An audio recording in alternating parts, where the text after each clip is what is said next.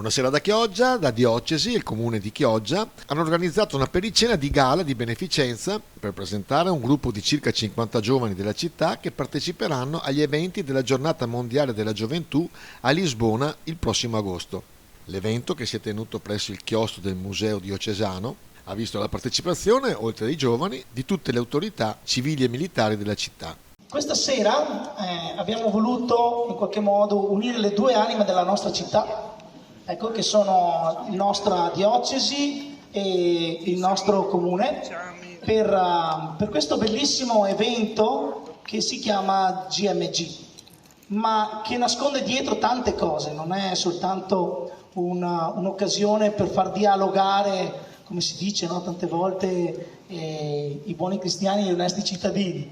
È un momento che vede dei giovani del nostro comune, della nostra diocesi, che hanno inseguito per un anno un sogno, che è quello di poter partecipare alla GMG di Lisbona, la Giornata Mondiale della Gioventù, voluta da Giovanni Paolo II per tutti i giovani del mondo, che desiderano poter condividere il Vangelo, ma non solo, anche la passione per il bene che serve tanto in questo nostro tempo storico, e questi giovani che sono presenti questa sera, che rappresentano un pochino i 80 o 90 giovani della nostra diocesi e comune, che parteciperanno quest'anno a Lisbona. La gioventù di Chioggia è straordinariamente brava, e la nostra città sarà ben rappresentata a Lisbona da questi giovani che arriveranno e che rappresenteranno la nostra città. Adesso consegneremo anche la bandiera ufficialmente, insomma, in questa sede bellissima, prestigiosa, e ovviamente ho detto portatela con orgoglio questa bandiera. Consegnerò anche una lettera che dovranno portare ovviamente con loro, e insomma avere la bandiera della nostra città anche all'estero è bello. Ho detto fate video, fate foto, perché poi noi da qui pubblicheremo anche sui social, visto che sono utilizzati dai giovani. Insomma, sarà una bella esperienza per loro di condivisione, di conoscenza anche di altri ragazzi giovani di altri paesi.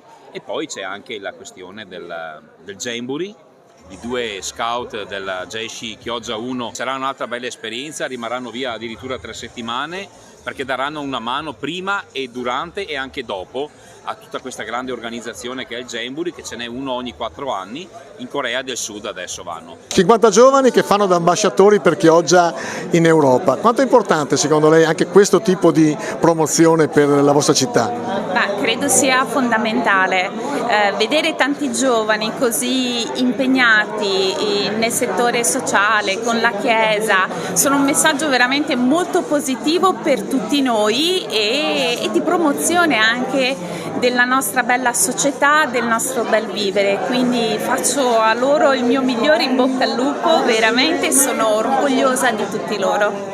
Fa molto più notizia quando un giovane fa qualche errore e qualche delitto buono, più o meno grave.